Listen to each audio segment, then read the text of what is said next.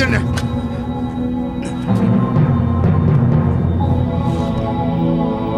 Doktoru bekleseydik. Ne doktoru? Bu saatten sonra doktor mu kaldı artık? Bana aynayı getirin. Günah benden gitti ağam.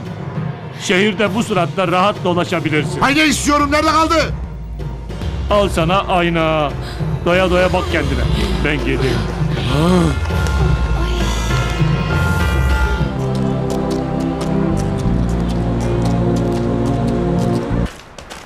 Jandarma köyden çekili. Azat nerede peki? Siz burada niye duruyorsunuz? Azat'ı teslim mi ettiniz? Poyraz, Azat nerede? Azat nerede? Osman, sakladığın bir şey varsa söyle. Olsa söylemem mi Zaza? Sadece yakalanmış, asayişte dediler. Töre kızım doğru mu söyledi? At başıboş mu geldi? Evet baba. Korkacak bir şey yok. Çünkü atın üzengileri ve gemi bağlı.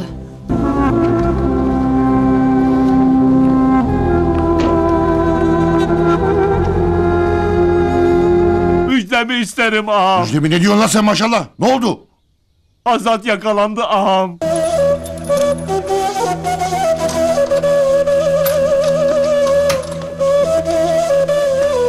Azat duracağım.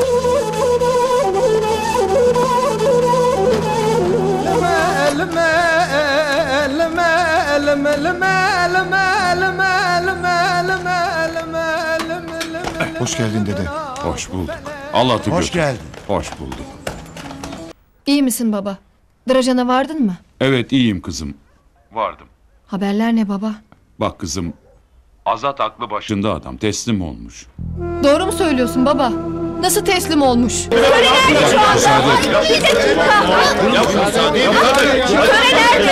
Bak Azat. Senden hiçbir zaman uzak kalmadım.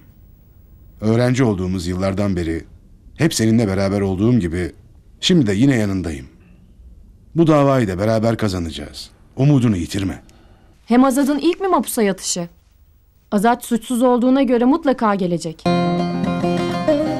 Sevda çekenlerin anam gelmez uykusu, gelmez uykusu.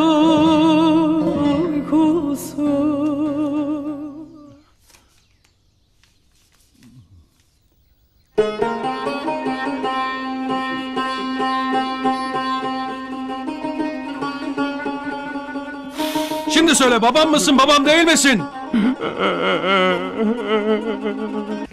Biz daha buradayız. Diyeceğim bir şey var mı? Diyeceğim kimseyi bu işe bulaştırmayın. Azat artık yalnızdır. Niye teslim oldun Azat? Ne teslim olması? Herkes yakalandı diyor. İbrahim, siz benden teslim olmamı istemediniz mi? İşte istediğiniz oldu. Yaşıyorum ya.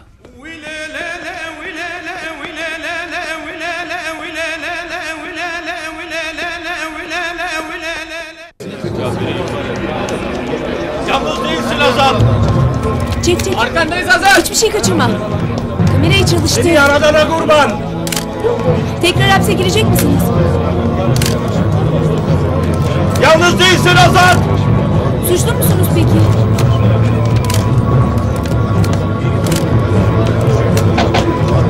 Siz bir açıklama yapabilir misiniz? Daha sonra açıklama yapacağım. Çek. Bir şey kaçırma. Arkandayız Azat. Seninleyiz Azat.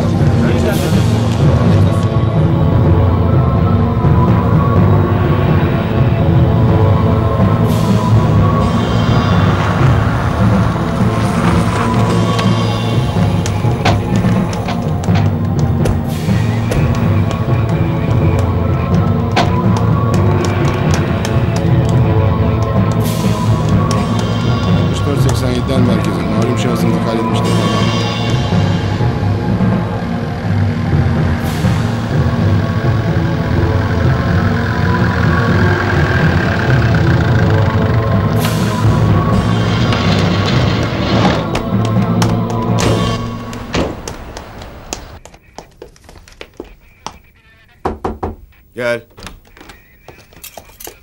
Suçluyu getirdik efendim. Al içeri. Gel.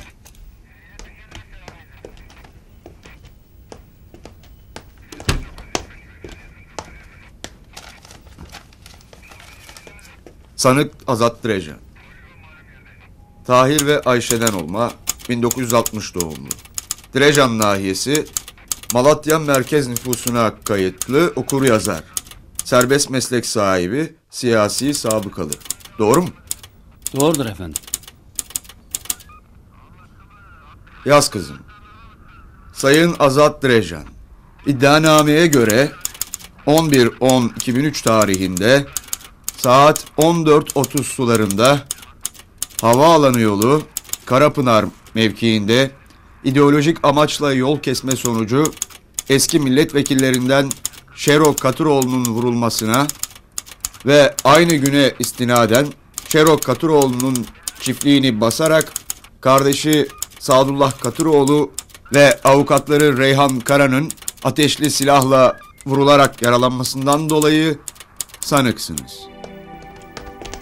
İçeride mi şu an? Memur bey, Tamam, izin verir misiniz? Tamam şöyle geçin. Lütfen. Bakın, Kapının önünü açın. birkaç Sadece fotoğraf açın alın şöyle. ifade verirken. İzin veremem. Bir kare İzin fotoğraf veremem. alsaydık Şöyle bari geçin, ama. şöyle geçin, Lütfen. tamam. Çıksın ondan sonra resminizi alırsınız. Ben beklerim. Tamam bekleyin. Bir açıklama yapılacak mı? Bilemiyorum. Bilginiz yok mu? Bilemiyorum. Evet, sizi dinliyorum. Sayın savcım, belki ilk defa sizlerin huzuruna çıktım. Geçmişimde birkaç kez arkadaşların huzuruna çıkmıştım. Ceza aldığım, hüküm giydiğim davalar yaşantımda iyi kötü izler bırakmıştır. Ancak şimdi suçlandığım dava siyasi boyutun dışında adli davaya taşınmaktadır. Benim geçmişimde, kimliğimde, yaptıklarım da, yaşadıklarım da beni anlatır. Meseleye gelince asıl suçlanacak birileri varsa ve bu sanık sandalyesinde yargılanacaksalar bunlar Katıroğlu ailesidir. Daha dün bacımla beraber 4 yakının toprağa verildi. Ve bu katiller elini kolunu sallayarak dolaşmakta. Şimdi bunu örtbas etmek için olayın seyri başka yere çekilmektedir. Geçmişte Şero Katıroğlu ile husumetimiz olmuştur. Ama şimdi benim ne bunlarla uğraşacak ne de bunları karşıma alacak bir kimliğim olmadığı gibi korktuğum da sanılmasın. Beni yargılayın savcı bey. Adaletin terazisinde yeter ki adil olarak hak ettiğim yerde yargılanayım. Ama karşımdaki terazinin kefesindeki ağırlık maddi değil manevi olarak beni tartmalı. Eğer adalet mülkün temeli ise ben bu temele saygılıyım savcı bey.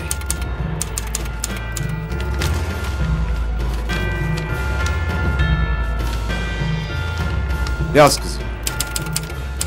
Azat Direcan, yukarıda iddia edilen suçlamaların içerisinde yer almadığını beyan ederek Şero Katıroğlu'nun vurulması, Sadullah Katıroğlu ve avukat Reyhan Kara'nın ateşli...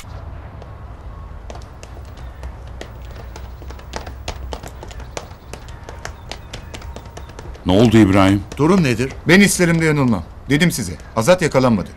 Azat teslim oldu. Aramızda biz de onu konuşuyorduk. Azat teslim oldu. Teslim olması daha iyi. En azından ne yapacağını içeride düşünsün. Benim için ne düşündüğünüzü biliyorum. Azad'ı teslim olmaya ben ikna ettim sayılır. En doğrusu da buydu. Dedenin düşüncesine katılıyorum. En doğrusu bu. Bundan sonrasına bakmalıyız. Ne yapıp edip Azat'ı ilk duruşmada çıkarmalıyız. Avukatların Azat'ı sonuna kadar savunacağını düşünüyorum.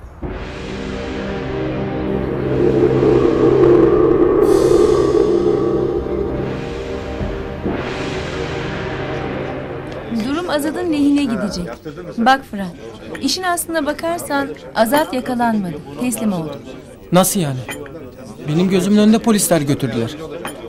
O bahaneydi.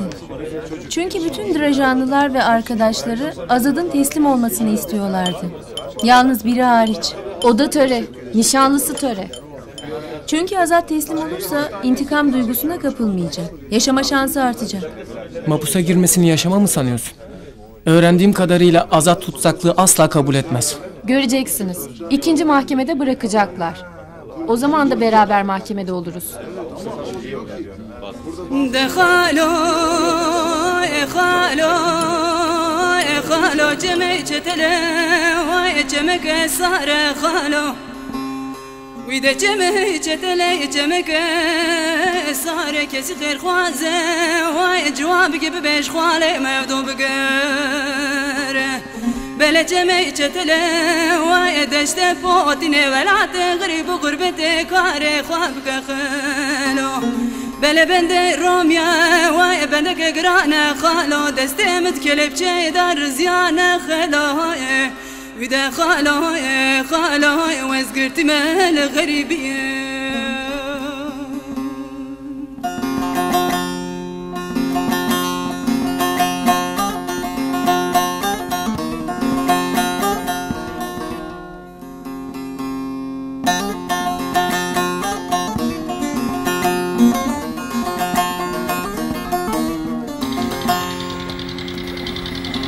Selamünaleyküm. Aleykümselam.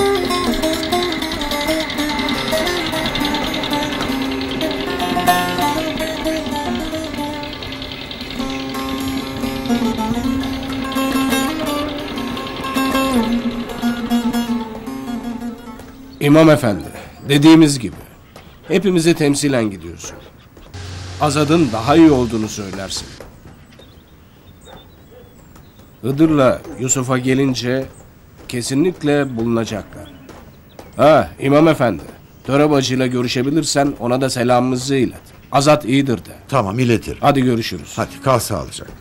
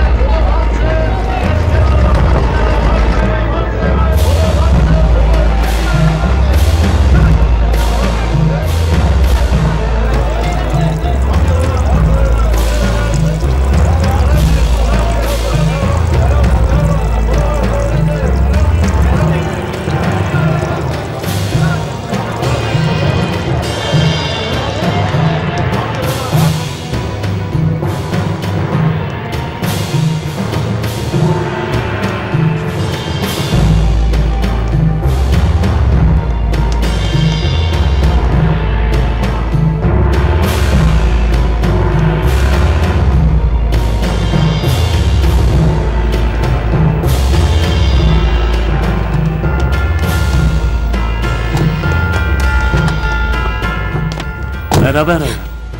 Hala yaşadığına sevindim. Çıtını çıkarma avukat hanım. Anladığım kadarıyla şahitlik yapmaya gidiyoruz. Bu seni hiç ilgilendirmez. Biz Sado'ya da hiç söz geçiremeyiz zaten. Bu yüzden beni Azat vurdu de demeyeceğim sana. Boşa konuşmuş olursun zaten. Sado seni havuzun içinde bağlı bulduğuna dair ifade verecek. Bundan kuşkum yok. Adam Nuh diyor, peygamber demiyor. E'si şu ki seni havuzun içine biz bağlamadık. Ona göre. Tehdit mi? Tehdit ne demek? Sana zeytin dalı uzatıyorum avukat hanım. Senin yerinde olsam ciddiye alırım. Bir dahaki mermi kafanın ortasına olabilir. Haberin ola.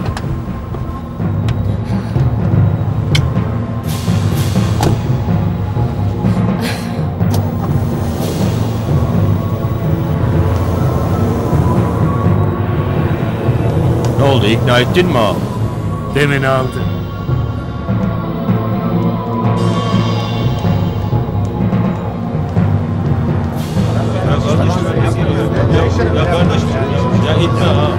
Çek, hiçbir şey kaçırma. Çek hadi. Çabuk çabuk acele et. Hiçbir şey kaçırma. Sadullah Bey bir açıklama yapacak mısınız? Tarafsız bir ifade verebilecek misiniz? Azat! Sadullah Bey bir açıklama yapar mısınız? Azat mı vurdu sizi? Cevap verin. Buyurun oturun lütfen. Beni fazla yormayacaksınız umarım. Ne münasebet. Birkaç küçük soru sadece, hepsi bu. Buyurun. Hiçbir ayrıntıyı atlamadan vurulduğunuz anı anlatmanızı istiyoruz. Abim Şerok Katıroğlu, Mahmut Horozcuoğlu'yla birlikte Ankara'ya gitmek üzere evden çıktı. Bir müddet sonra Ankaralı Süleyman eve geldi. Peki onu bekliyor muydunuz? Hayır. Sonra ne oldu?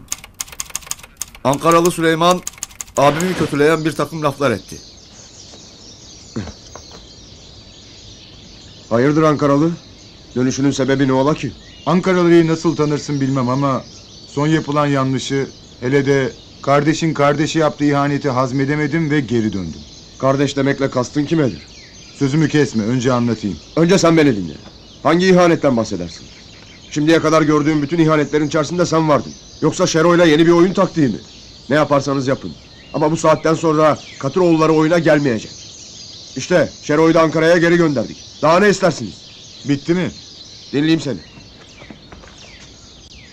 Önce benim niye geri döndüğümü öğren. Belki de son görüşmemiz. Benimle gelirsin. Sana burada göstereceklerimi, anlatacaklarımı. Ona inanmadım tabii.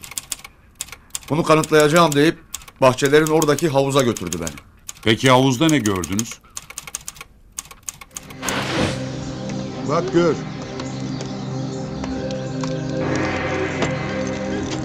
Reyhan. Avukat Reyhan Hanım havuzun içinde elleri kelepçelenmiş vaziyette rehin tutulmuştu. Kendisini kimin bağladığını söyledi mi size? Ağzı bantlıydı. Söylemeye fırsat bulamadı. Ankaralı Süleyman Reyhan'ın kelepçesinin anahtarını bana verdi.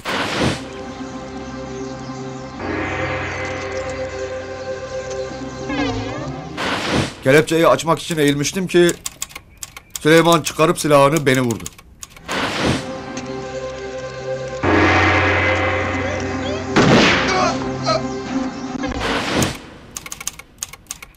Benim pirim Şahı Merdan idi, sefiller carına yeten haydardır. Kapıyı Hayber'i şahadet parmağıyla kaldır basumana atan haydardır. Haydar haydar haydar pirim alidir. Kapıyı Hayber'i şahadet parmağıyla kaldır basumana atan haydardır. Haydar haydar haydar pirim alidir.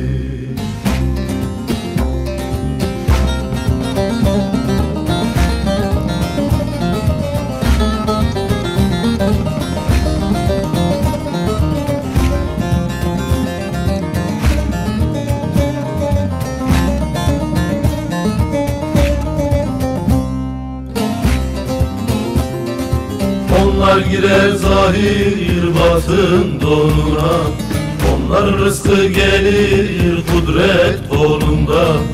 Asuman yüzünde, aslan donunda, Resulün yolunda yatan haydardır. Haydar haydar haydar pirim alidir. Asuman yüzünde, aslan donunda, Resulün yolunda yatan haydardır. Haydar haydar haydar pirim alidir.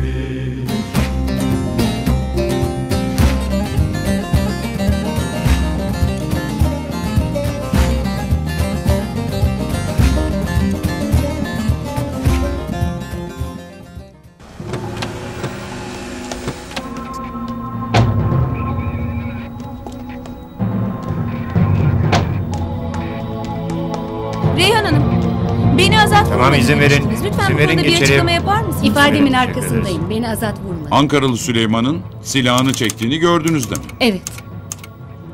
Sado'yu neden uyarmadınız? Ağzım bantlıydı. Mimiklerle anlatmaya çalıştım ama çok geç kalmıştım. Sado kurşunu yiyip devrildi. Sonra da size ateş etti değil mi? Evet.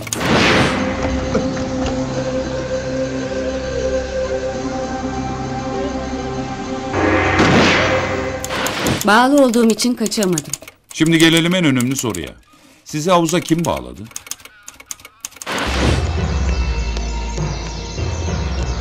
Seni Şero'ya götüreceğim. Avukat hanım, yüzmek nasıl olurmuş? Ver şu silahı. Atla avukat hanımın yanına. Çabuk!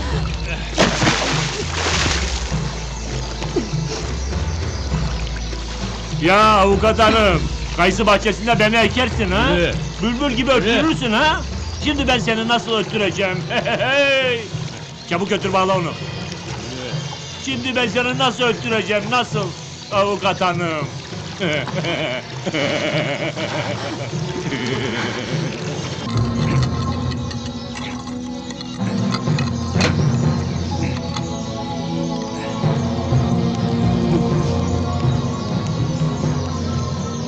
Akşama sana bir iyilik düşünüyorum avukat hanım. İyi yüzmeler. Bilmiyorum. Önce bayılttılar. Ayıldığımda da bağlıydım. Kimin bağladığını görmedim.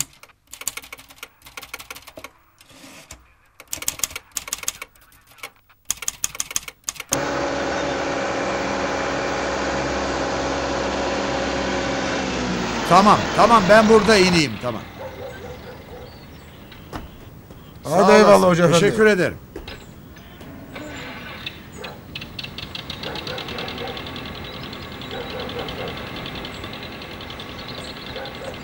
Selamun aleyküm. Aleyküm selam hoca efendi. Erken döndün. Hızır Hazretlerinin alma gününe rahatsızlığımdan dolayı katılamadım. Onun için erken döndüm. Peki dede nasıl?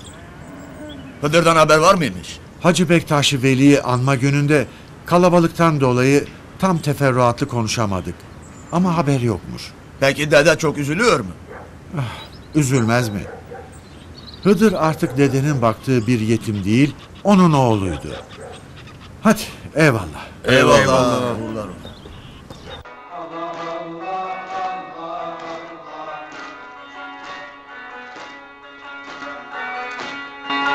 Hasan'ın güzeli sırrını dile, müsayitsiz lokmayına, Ali'ye Selman ulaşsın. Allah Allah Allah Allah, Allah Allah Allah Allah.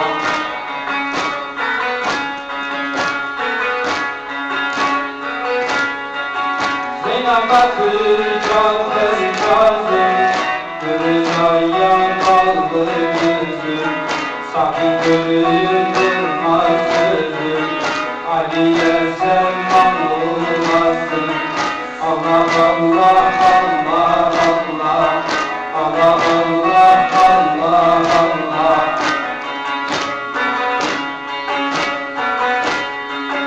Tanıyanlar kıyafeti, askeride müteheriz, nefis sırasına carış, Ali'ye Selman olasın. Allah Allah Allah Allah, Allah Allah Allah Allah.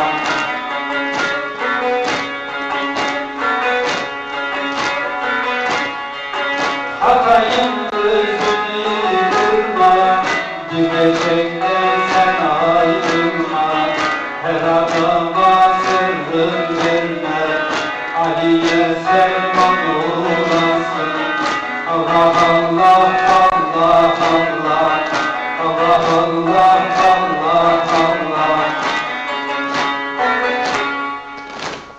Allah Allah. Allah Allah Allah. Ya Rabbi ismini tevhid ettik, zikrettik ya Rabbi, tevhidimizi zikrimizi kabul eyle ya Rabbi. Sana sığınıyoruz ya Rabbi. Ehl-i Beyt aşkına, 12 imamlar aşkına, 14 mazlumlar, 17 mukaddes aşkına ya Rabbi. Sana sığınıyoruz ya Rabbi. Gelmiş geçmiş evliyalar, Abdamsa Sultan aşkına ya Rabbi, Hacı Bektaş Veli aşkına ya Rabbi sana sığınıyoruz.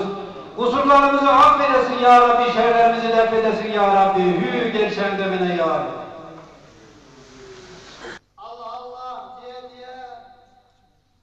Olması yiye canlar gelin semaha dönelim.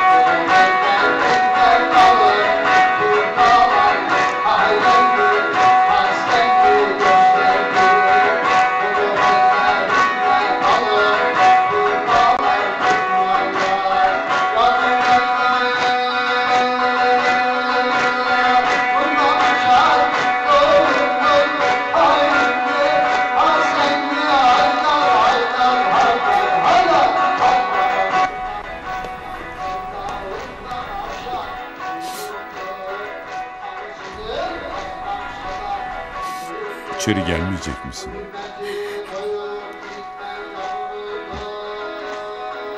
Hıdır'a dua ettin. Ettim. Peki Azat için dua ettin mi?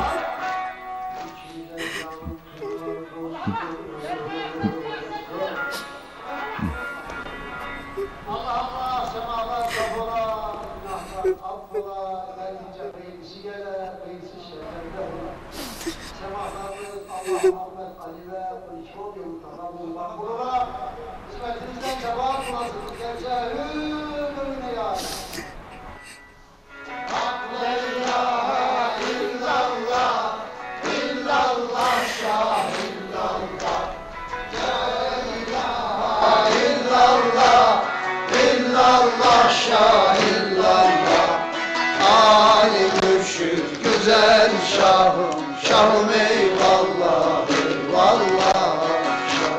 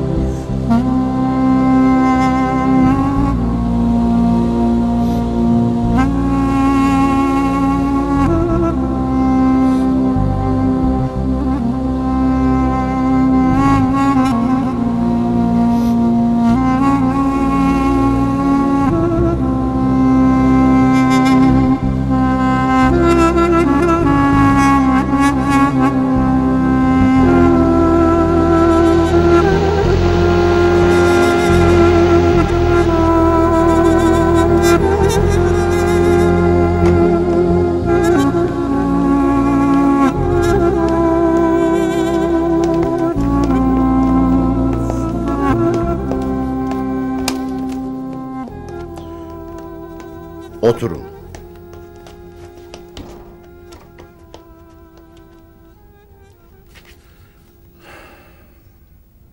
Sanık Azat Direjan, ayağa kalk. Tahir ve Ayşe'den olma, 1960 doğumlu, Malatya Merkez Direjan Nahiyesi nüfusuna kayıtlı, bekar, okur yazar, serbest meslekte uğraşır, sabıkalı. Sana isnat olunan suç. 10-11-2003 tarihinde Malatya ili havaalanı yol güzergahında saat 14.30 sularında Karapınar mevkiinde ideolojik amaçla yolun kesilmesi sonucu Malatya eski milletvekillerinden Şero Katıroğlu'nun ateşli silahla vurulmasıyla beraber Sadullah Katıroğlu ve Reyhan Kara'nın yaralanmasıyla ilgili olarak açık yargılamaya başlandı.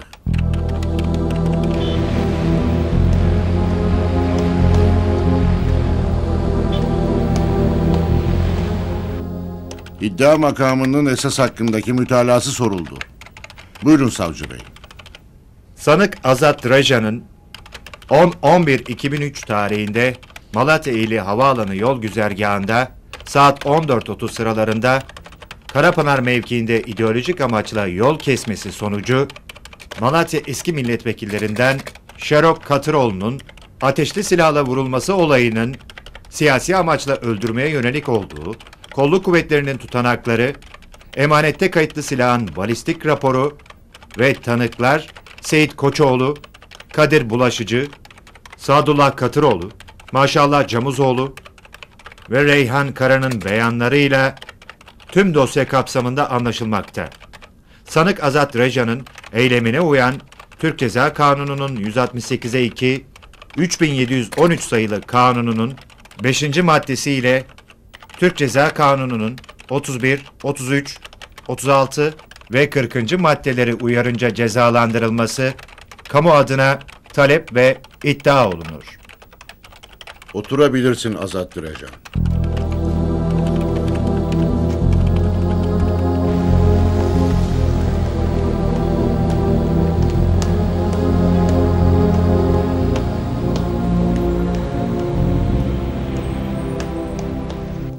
Sanık Azat Direjan vekilleri Avukat Yılmaz Bozdağ ve Derviş Büyük, DGM Cumhuriyet Savcısının iddialarını dinlediniz. Bu hususla ilgili olarak savunmanız nelerdir? Müvekkilim olan Azat Direjan her ne kadar bu olayda siyasi amaçlı adam öldürmeye tam teşebbüs suçundan yargılanmaktaysa da müvekkilimin geçmişteki siyasi görüşü ve almış olduğu mahkumiyetlerin bu olayla herhangi bir ilgisi olmayıp belirtilen olayın geçmişe yansıtılıp olaya siyasi vasıf kazandırılarak müvekkilimin Devlet Güvenlik Mahkemesi'nde yargılanıp cezalandırılması istenmişse de işlenen olayla müvekkilimin uzaktan yakından bir ilişkisi bulunmamaktadır. Keza esas yargılanması gereken kişiler şu anda davacı ve şikayetçi konumunda olan şahıslardır. Bu olaydan bir ay kadar önce Direjan aşiretinden 3 kişi vurularak öldürülmüş ve bu olay sonrasında vurularak öldürülen kişilerden Alişir Direjan'ın eşi olan Helin Direjan da intihar etmiştir. Bu olaya sebebiyet veren kişi veya kişiler halen elini kolunu sallayarak gezmektedir.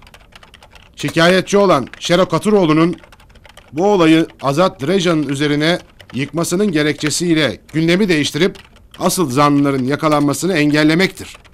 Açıkladığı nedenlerden dolayı müvekkilim Azat Direjan suçsuzdur ve günahsızdır.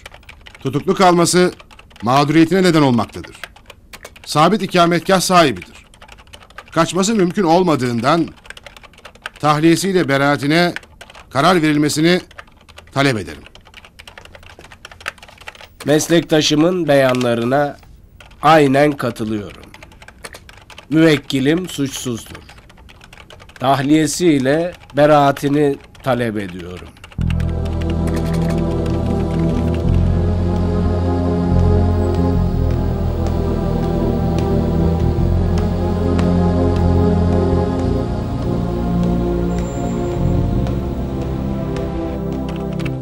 Sanık Azat Direjan.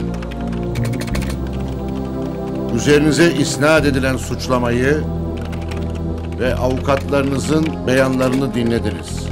Bu hususla ilgili diyecekleriniz nelerdir? Şahitlerin huzurunda ve sizlerin huzurunda susma hakkımı kullanıyorum. Oturun. İddia makamı ve sanık vekillerinin beyanlarını dinlediniz. Bu hususla ilgili savunmanız nedir? Efendim, iddia makamının suçlamalarına katılıyorum. Sanık Azat Direjan planlı olarak müvekkilimi öldürmeye kastetmiştir. Sanığın bu suçu kayıtların incelenmesinde de görüleceği gibi sabıka kayıtlarında da bulunmaktadır. Müvekkilim devletini seven eski bir parlamenterdir. Sanık Azatsa olay tarihinde müvekkilim Şero'yu kasten öldürmeye teşebbüs etmiştir. Şero Katıroğlu toplumda belli bir yeri olan sevilen bir şahsiyettir.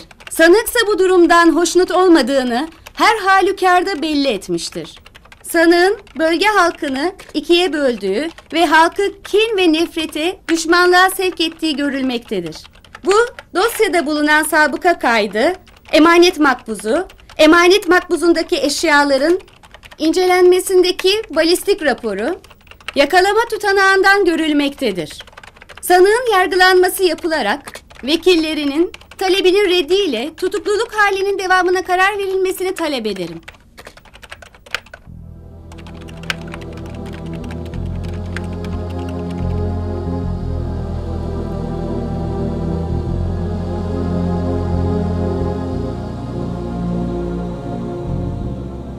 İddia makamı, sanık vekilleri, mağdur vekillerinin vermiş olduğu savunmalar sonucunda, yapılan dosyanın incelemesi sonucunda gereği düşünüldü.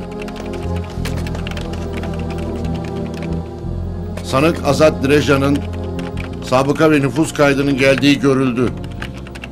Dosyada Şero Katıroğlu'nun katli doktor raporunun eksik olması, sonradan avukat Esma Kaya'nın dosyaya sunacağı tanıkların dinlenmesi amacıyla Azat Direjan'ın tutuk halinin devamına, duruşmanın 11.1.2004 tarihine bırakılmasına DGM Cumhuriyet Savcısı Sadık Başkurt huzurunda oy birliğiyle karar verildi.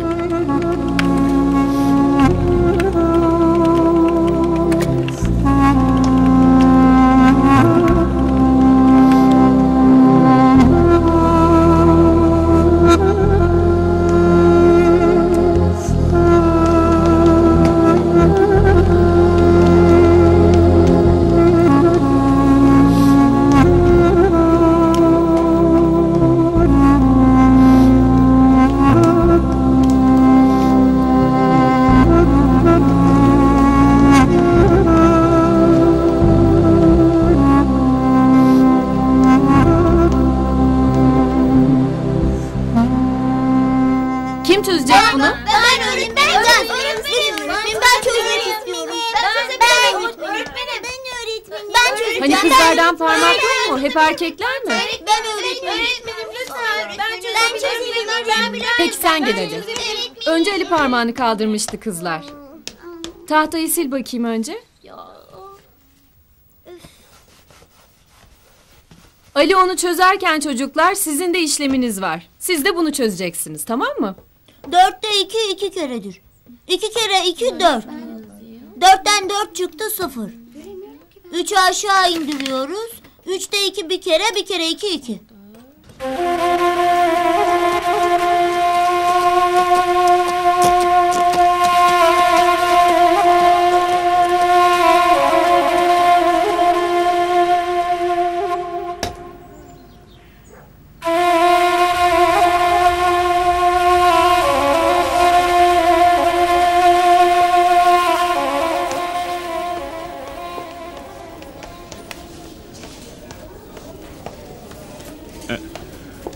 Şunu dosyaya Doktor bey, bir şey soracağım.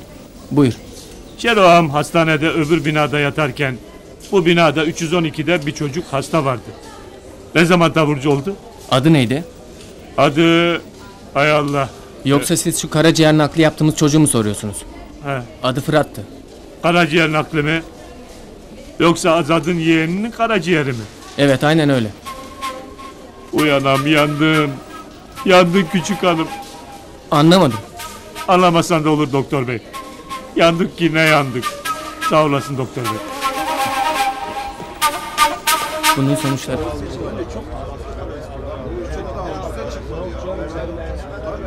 Alo 155 mi? Evet 155 buyurun. Bir ihbarda bulunacağım. Evet sizi dinliyorum.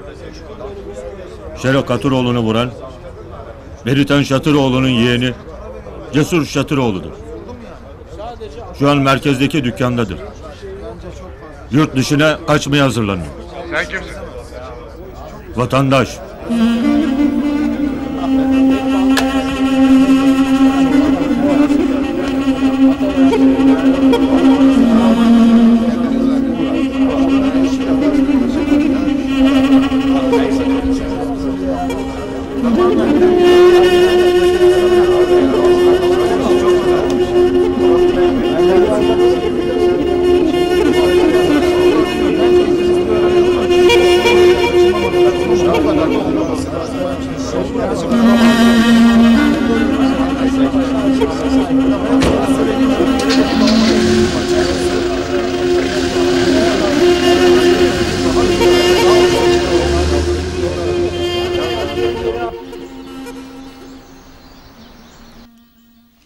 Şero ağam.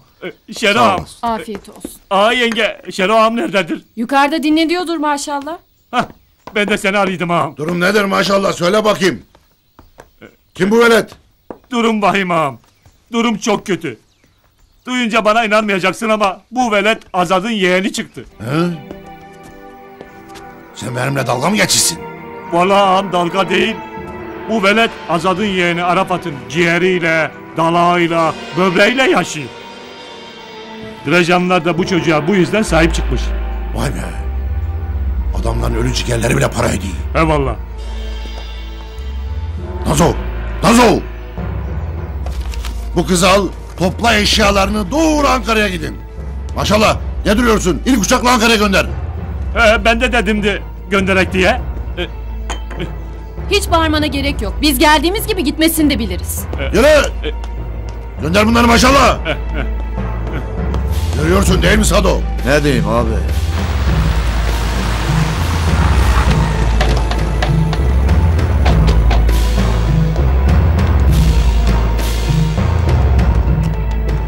Selamun aleyküm. Aleykümselam. Beritan ağa yok mu? Beritan ağa yok. Cesur hanginiz? Benim. Arayın şunları.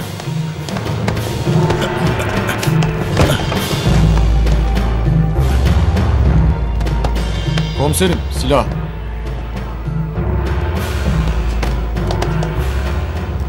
Nereden buldun silahı lan? Nereden aldın bunu sen? Sen silahşör müsün? He? Sen silahşör müsün lan? Hayırdır? Oo Beritan ağa, hoş geldin Beritan ağa. Bu çocuk senin neyin olur? Yeğenimdir. Yeğenin boyundan büyük işlerle uğraşıyor. Beritan ağayı da arayın.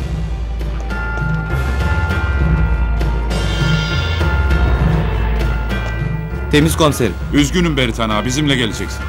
Alın şunları da. Getirin hepsini.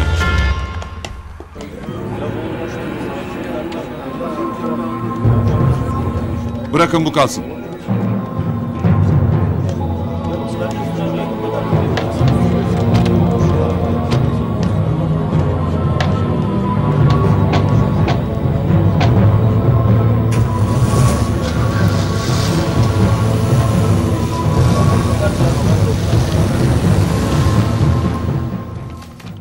Bakın komiserim. Kardeşim Yusuf'tan haber verin. Olayın seyri başka yöne akmaktadır. Beritan Bey, hele önce bir sakin olun. Kardeşin Yusuf'un bulunduğu ettiği yok. Birçok ekip onu arıyor. Yine de biz Yusuf'un kaçırılmadığına, kaybolduğuna inanmaktayız. Elimizdeki bulgular, deliller yakın zamanda bu kör düğümü çözecektir. Ancak şimdi mevzu bu değil. Sizin bu olanlara ne kadar yakın olup olmadığınızı bilmiyoruz. Biz gelen ihbarı değerlendirmekteyiz. Ancak bu yeğeninizin üstünde bulunan silahın Şero'nun vurulmasında kullanılan silah olup olmadığı balistikten sonra belli olacaktır. Yarın savcının huzuruna çıktığınızda durumunuzu arz edersiniz. Bakın komiser bey. Ben sizi anlıyorum. Ama siz beni anlamıyorsunuz. Bu olayda yeğenimin olup olmamasını kardeşim Yusuf'un kaçırılmasıyla bağlı tutamazsınız. Çünkü Şero vurulduğunda kardeşim yanımdaydı ve yaşıyordu. Şimdi yaşayıp yaşamadığını bilmiyorum. Olayı başka yere çekmekle yaptığınız görevi de zedelemiş olursunuz. Az önce de söyledik ya Beritan'a. Şimdiki mevzumuz bu değil. Bakın ihbarın doğruluğunu zaman gösterecek. Ancak silahtan dolayı yeğeniniz mahkemeye çıkana kadar bizde misafir edilecektir. Ama biz sizi tanıyoruz. İfadeden sonra sizi gönderebiliriz. Dediğim gibi yeğeniniz bizimle beraber. Nerede kaldın? Saat 14.15'te gelen ihbar üzerine Akpınar mevkiinde bulunan Beritan Şatıroğlu'na ait olan Orduzu Gıda Market'te yapılan aramada kimliği sonradan tespit edilen Beritan Şatıroğlu'nun yeğeni Cesur Şatıroğlu'nun yapılan üst aramasında bir adet 9 mm çapında Magnum tabanca ve bu tabancaya ait 9 mm çapında 7 adet mermi bulunmuştur. Yaz. Cesur Şatıroğlu'nun ifadesinde Azat Direjan'ın yakalanması konusunda bu olayla hiçbir alakası, ilişkisi olmadığını, Bereket versin, sağ olun. Görün, hayırlı işler.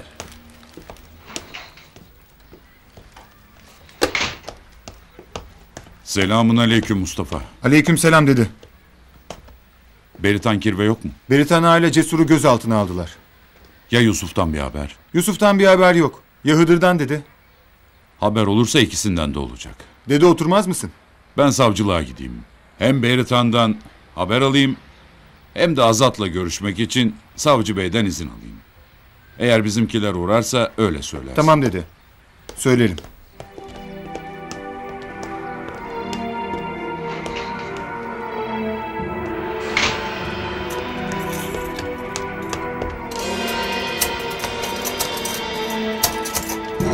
Cesur Şatıroğlu.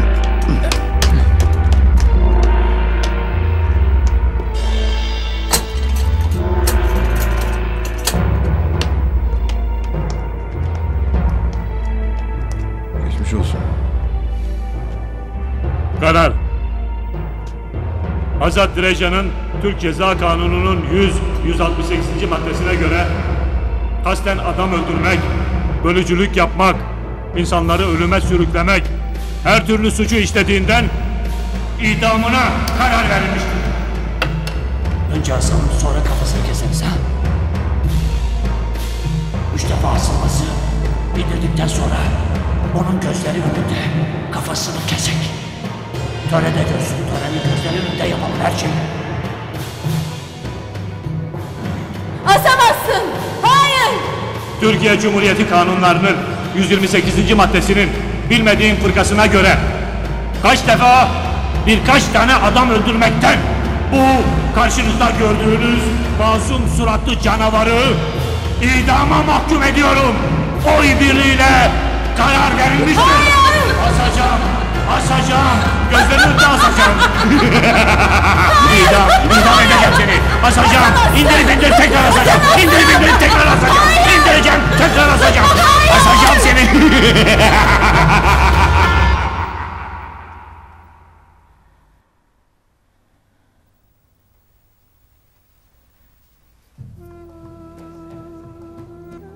Ne oluyor sana Töre?